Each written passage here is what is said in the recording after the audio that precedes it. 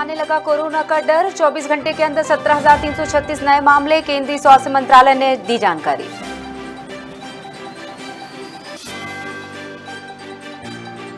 जुमे की नमाज को लेकर उत्तर प्रदेश में अलर्ट जारी। हिंसा और उत्पात मचाने वाले इलाकों में पुलिस सतर्क। नोएडा में भी पुलिस ने किया फ्लैग मार्च। 22 साल बाद नाबालिग को मिला न्याय। नाबालिग पर लगा था दुष्कर्म का कलंक। जमीनी दुश्मनी में कराया था मुकदमा दर्ज।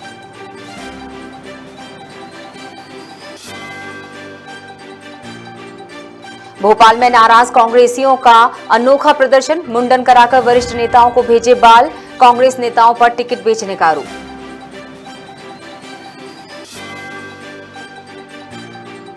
और ग्वालियर में हिंदू महासभा ने किया चुनाव का बहिष्कार। अधिकारियों पर पक्षपात व्यवहार करने का लगाया आरोप। प्रत्याशियों के चुनाव चिन्हों से जताई असहमति।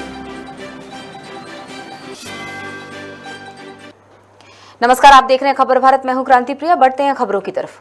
बात करेंगे सबसे पहले कोरोना की, जहां एक बार फिर से कोरोना ने कहर मचा दिया है। देश में तेजी से मामले बढ़ रहे हैं और इसके साथ ही संक्रमण दर भी बढ़ती चली जा रही है। शुक्रवार को सामने आई केंद्रीय स्वास्थ्य मंत्रालय की रिपोर्ट के मुताबिक 24 घंटे के अंदर 17,336 मामले सामने आए हैं, जबकि एक दिन पहले 13,313 मरीज सामने आए थे। इसका मतलब है देश में एक दिन के अंदर 4,000 से ज्यादा मामले बढ़े हैं। इसके अलावा कोरोना के बढ़ते मामलों के बीच सक्रिय मरीजों में भी तेजी से इजाफा दर्ज किया जा रहा है। देश में अब 88,284, जबकि कल तक 83,990 सक्रिय मरीज थे। एक दिन में 4,000 से ज्यादा सक्रिय मरीज भी बढ़े हैं, जिससे चिंताएं भी बढ़ गई हैं।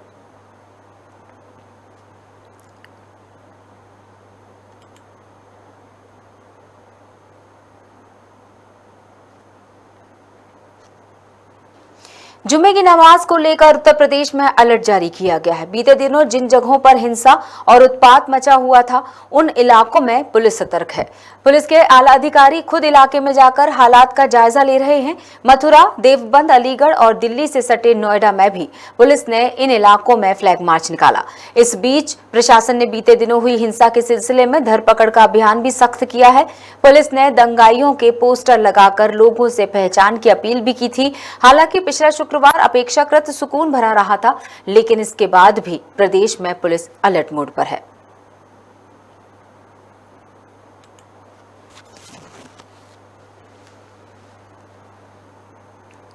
और अब खबर उत्तर प्रदेश के अलीगढ़ से, जहां 22 साल बाद किशोर न्याय बोर्ड ने गांव की किशोरी से दुष्कर्म के आरोपी को बरी कर दिया है। घटना अतरौली क्षेत्र के एक गांव की है, जहां 22 साल पहले 16 साल की एक किशोरी से दुष्कर्म के 16 साल के ही एक आरोपी नाबालिग ने किशोर न्याय बोर्ड ने 38 साल की उम्र में उस नाबालिग को बरी कर दिया है। बोर्ड के समक्ष रखे गए साक्ष्यों और गवाही से साबित हुआ कि मुख्य आरोपी के सहयोगी से पीड़ित परिवार की जमीन को लेकर दुश्मनी थी और इसी दुश्मनी में ये मुकदमा दर्ज कराया गया था।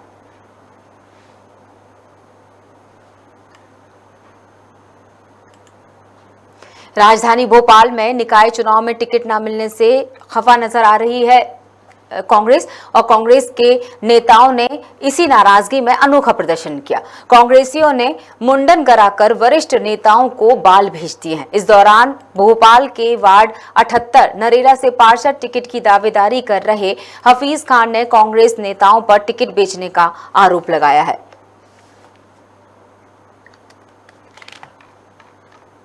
तो साथियों, सलाम वालेकुम। दोस्तों और साथियों, वार्ड 78 नरेला करोड़ भोपाल में क्या हुआ है लगभग आप सभी जानते हो। मैं पिछले 10 वर्षों से कांग्रेस पार्टी के लिए काम कर रहा था, संगठन के लिए रात और दिन मैंने एक कर दिया। मैंने कोई भी रैली, कोई भी कार्यक्रम, कोई भी धरना, कोई भी आयोजन कभी नहीं छोड़ा। कांग्रेस पार्टी के लिए मैंने तन मन धन से काम किया।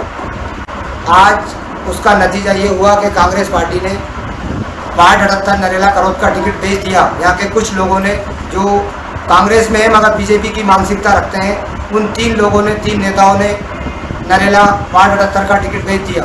आज इसी को लेके मैंने मुंडन कराया, गंजा कराया और मैंने अपने बाल उन नेताओं को भेंट कर दिए।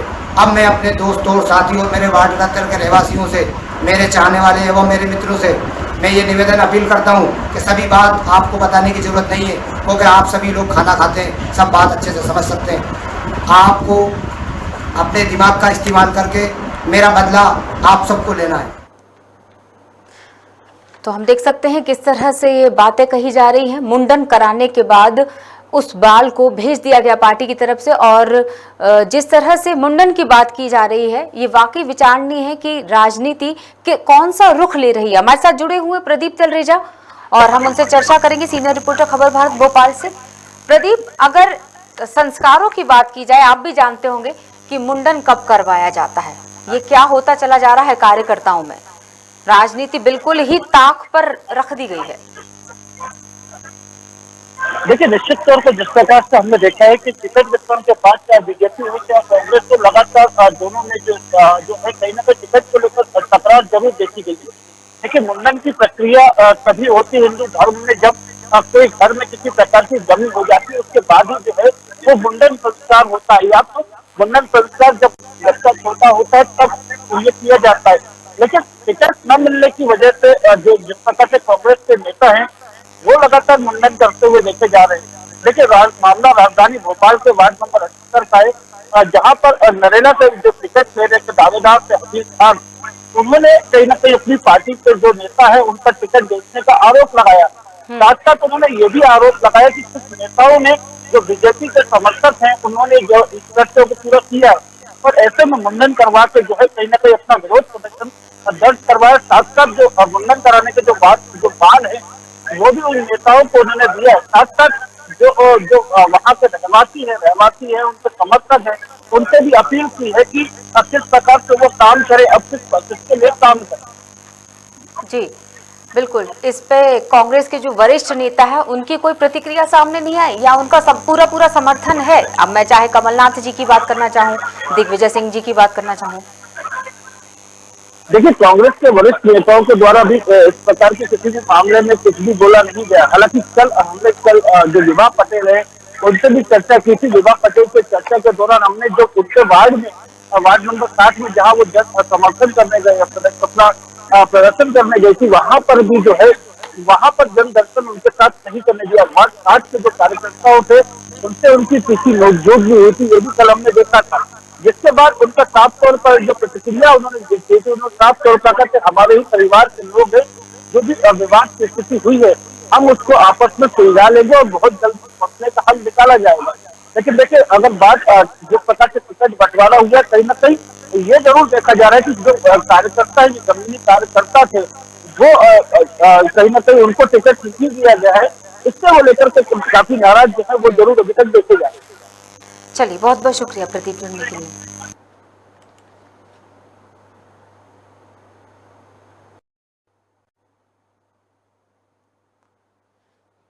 ग्वालियर में हिंदू महासभा ने चुनाव का बहिष्कार कर दिया है और चुनाव अधिकारियों पर पक्षपात व्यवहार का आरोप भी लगाया।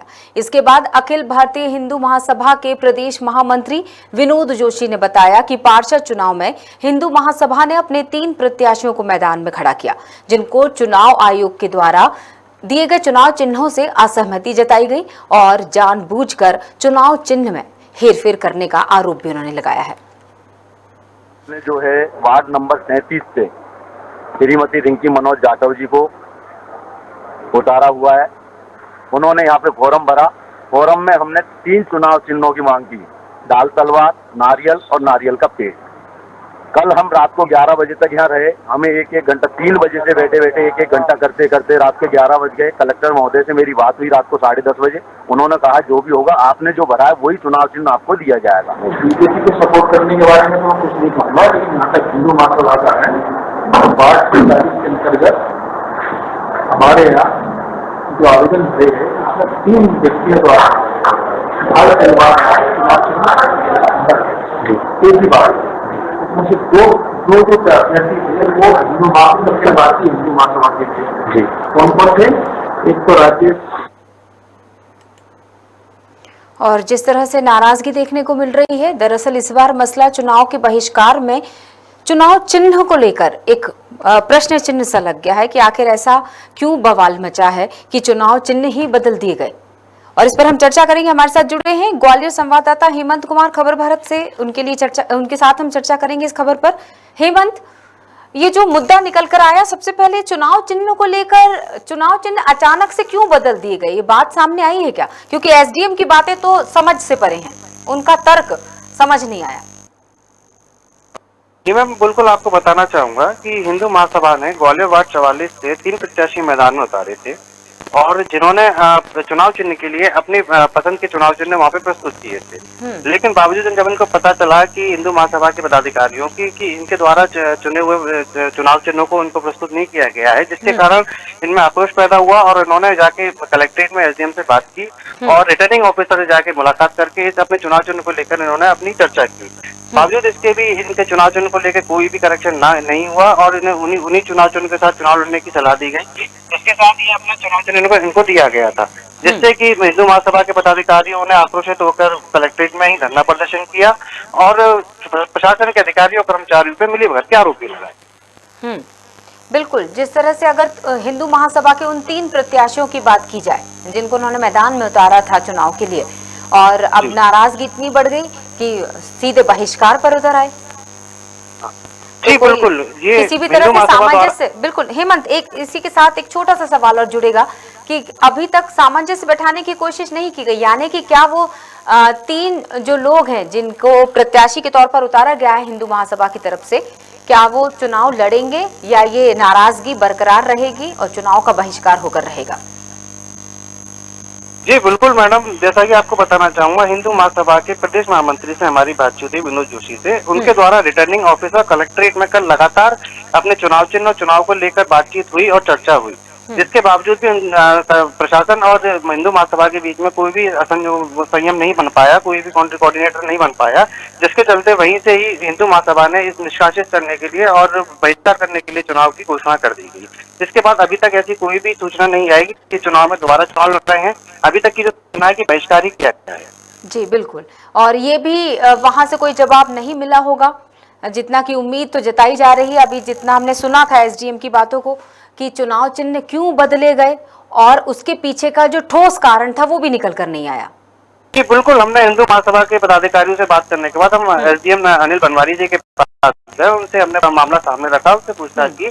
हिंदू पदाधिकारियों, वो हिंदू महासभा के जो प्रत्याशी है उनके चुनाव चिन्ह को लेकर जो परेशानी है उनके ऊपर आपका क्या कहना है? तो उनके द्वारा बताया गया कि तीनों पदाधिकारियों के फॉर्म में कुछ त्रुटियां थी और तीनों पदाधिकारियों के जो चुनाव चिन्ह थे वो थोड़े मेल खा रहे थे, जिसके चलते हुए प्रशासन द्वारा कार्रवाई करके जो चुनाव चिन्ह आसानी से दिए जा सकते थे वही प्रदान किए गए हैं।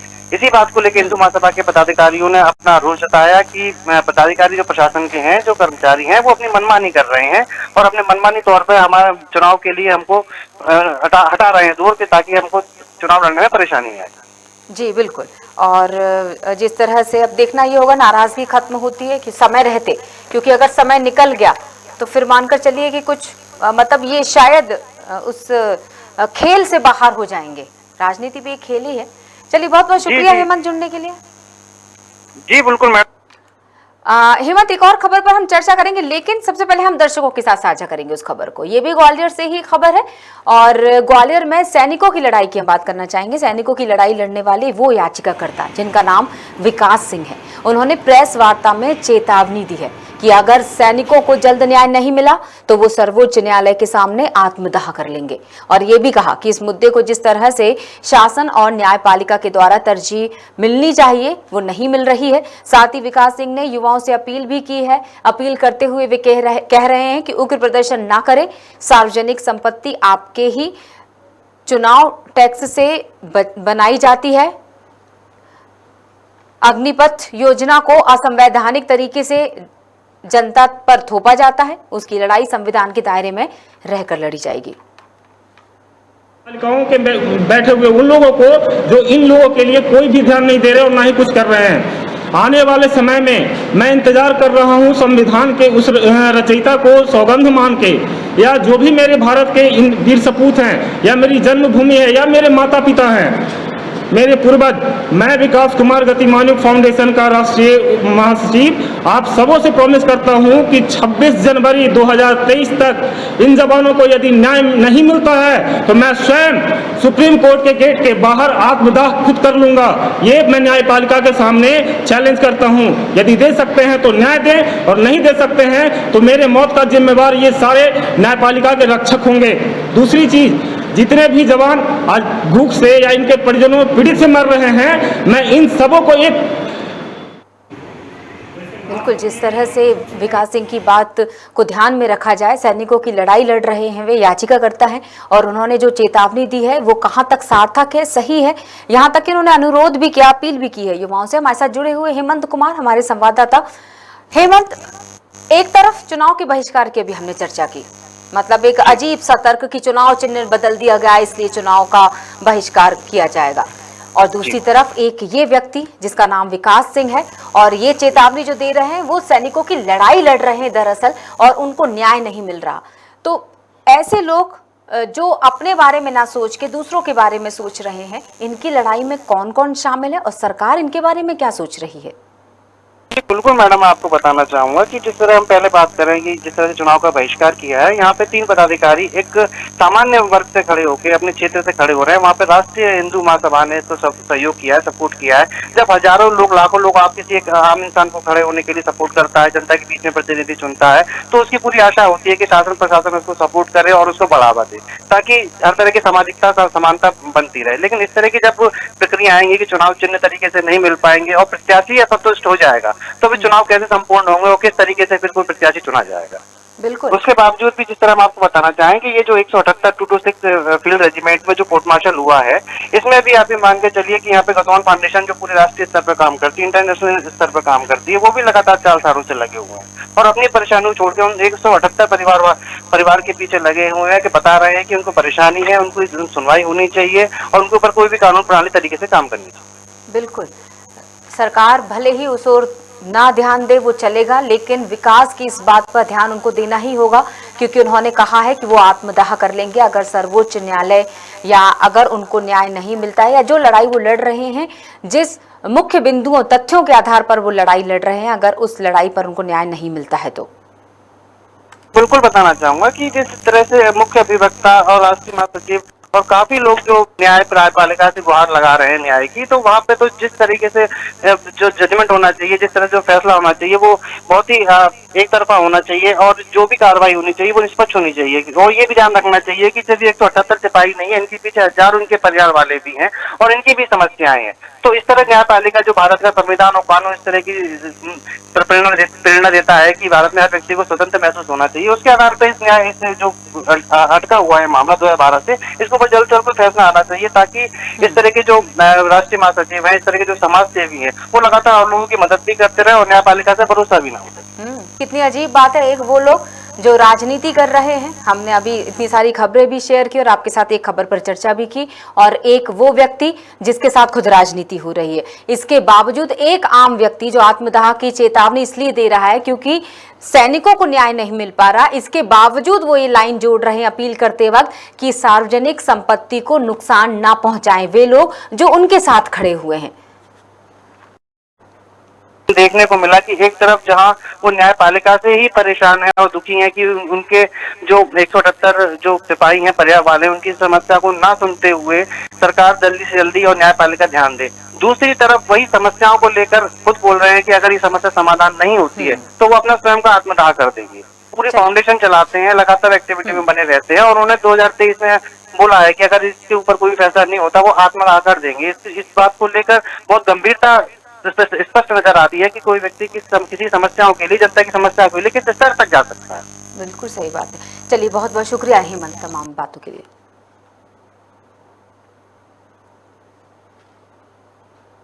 राजधानी भोपाल में पूर्व मंत्री पीसी शर्मा ने बड़ा बयान दिया। उन्होंने कहा कि बीजेपी ने अपराधी छवि के लोगों को उम्मीदवार बनाया है। इंदौर, सागर, टीकमगढ़ में अपराधियों और उनके परिवार के लोगों को बीजेपी ने उम्मीदवार बनाया है। मारपीट, चाकूबाजी, नाबालिग से बलात्कार जैसे गंभीर मामले के अपराधियों को दरअसल चुनाव में उतारा गया। उन्होंने कहा कि निर्वाचन आयोग में शिकायत करने पर भी कार्रवाई नहीं होती है। इतना ही नहीं, उन्होंने ये बात भी कही कि भोपाल में सीएम के रोड शो पर जो तंज उन्होंने कसा और तंज कसते हुए जो उन्होंने आगे बात कही कि रोड शो में सीएम क्या बताएंगे, बिजली महंगी दे रहे हैं, पानी दे नहीं रहे हैं, कोविड काल के बिजली के बिल लिए, नाले फुल हो गए, इनके पास बताने के लिए और कुछ नहीं है। बदमाश वो है, गुंडे बदमाश जाए तो निश्चित तौर पर रात को जाके बोल दे कि कल सुबह नहीं डालना है, नहीं तो हम शाम को देखेंगे, तो स्थितियां बदल जाती हैं। ये हुआ है, सब कर रहे हैं। एक ही चीज है ना, इलेक्शन कमीशन सरकार अलग कहाँ है, ये सब एक है। इसलिए कितना ही शिकायत तो करेंगे, लेकिन ये यहाँ से कोई शिकायत पर ध्यान ये देनी है। बहुत से ऐसे अधिकारी हैं पुलिस के और दूसरे विभाग के जो 5-5 साल से हैं। यहाँ के एसपी की बात कर लो, 3 साल से ऊपर है, लेकिन उनको हटाएंगे। भाई जब नॉर्मल है कि 3 साल जिसको हो गए अधिकारी को किसी भी पद पे, तो उसको हटा दिया जाना चाहिए। पर चुनाव आयोग ने कांग्रेस पार्टी के द्वारा आपत्ति के बाद भी उनको नहीं हटाया गया। तो ये कुल मिला के कैसे भी जोड़ तोड़ पैसे हर तरह के बल प्रयोग करके ये चुनाव जीतना चाहते हैं, और नहीं बने तो बाद में परिषद नहीं बनी इनकी, तो ये पार्षदों को तोड़ने का, जैसा मध्य प्रदेश में हुआ, जैसा महाराष्ट्र में हो रहा, ये सब इनके गोरख धंधे बन गए। सेंधवा की वर्ला पुलिस को बड़ी सफलता मिली, जहां पुलिस ने जंगल में अवैध रूप से हथियार बनाने वाले 3 फरार बदमाशों को गिरफ्तार कर लिया और उनके कब्जे से 5 देसी पिस्टल, 1 अर्धनिर्मित पिस्टल और हथियार बनाने की सामग्री जब्त कर ली है। इसकी कीमत लगभग 1,40,000 रुपए बताई गई है। ये जानकारी एसडीओपी NS रावत ने प्रेस कॉन्फ्रेंस कर दी। उन्होंने बताया कि मुखबिर से सूचना के बाद पुलिस ने राजनांद गांव के जंगल में अवैध हथियार बनाते 3 बदमाशों को पकड़ा, जिनकी पहचान नरेंद्र सिंह, बादल सिंह, रघुवीर सिंह निवासी उमरटी से हुई है। आपको बता दें, पहले भी इनके खिलाफ कई मामले दर्ज हैं। श्रीमान पुलिस अधीक्षक महोदय द्वारा ये नगरीय निकाय और पंचायत चुनाव को देखते हुए अवैध गतिविधियों के खिलाफ कार्रवाई करने का आदेश हुआ था। उसी में वर्ला पुलिस द्वारा 3 सिकलीगरों को पकड़ा। इनके नाम है नरेंद्र सिंह और दूसरा बादल है और तीसरा रघुवीर सिंह। इनके ऊपर इनाम भी घोषित था। एक के ऊपर नरेंद्र सिंह के खिलाफ 3,000 के नाम घोषित था, बादल के खिलाफ 2,000 का और रघुवीर सिंह के खिलाफ 2,500 का। इनसे 5 कट्टे जब्त किए, 6 देसी पिस्टल जब्त हुए हैं। इसमें से एक अधूरा है, आधा बना हुआ है, और पिस्टल बनाने की सामग्री भी जब्त की है। सिवनी मालवा में भी पुलिस को एक सफलता मिली, जहां पुलिस ने मोटरसाइकिल चोरी के 3 आरोपियों को गिरफ्तार कर लिया और उनके कब्जे से 4 बाइक और 1 चेचिस बरामद की है। पुलिस ने चोरी का खुलासा करते हुए बताया कि बदमाश हैंडल लॉक तोड़कर चोरी की वारदात को अंजाम देते थे। फिलहाल पुलिस जांच में जुटी है। अपने सिवनी मालवा कस्बे से जो बाइक चोरी की घटनाएं हो रही थी, उसी में अनिल अग्रवाल की मोटरसाइकिल चोरी हुई थी 10 तारीख को। उनके द्वारा जब थाने पर रिपोर्ट की गई, उस रिपोर्ट के तारतम्य में हमने जब खोजबीन शुरू की तो हमारे पास मुखबिरों द्वारा 3 आरोपी होने की सूचना प्राप्त हुई जो मोटरसाइकिल ले जा रहे थे। इनकी खोजबीन की गई तो उन आरोपी को पकड़ा है। उन आरोपियों से अभी तक करीबन 4 मोटरसाइकिल बरामद कर ली हैं। अभी उनसे और पूछताछ की जा रही है और मोटरसाइकिल भी बरामद की जाएंगी। ये चारों मोटरसाइकिल उन्होंने सिवनी मालवा और आसपास के क्षेत्रों से चुराई हैं। इनके संबंध में वैधानिक कार्रवाई की जा रही है। आरोपी कहाँ के बताए जा रहे हैं? आरोपी सिवनी के। क्या ये आदतन आरोपी? हाँ, ऐसा लग तो रहा है कि ये पहले भी चोरी कर चुके हैं, क्योंकि अभी पूछताछ की है। अभी 4 मोटरसाइकिल बरामद हुई हैं, पर इनसे और अधिक संभावना है कि और मोटरसाइकिल बरामद। और फिलहाल के लिए बुलेटिन में इतना ही। जुड़े रहिए खबर भारत के साथ। नमस्कार।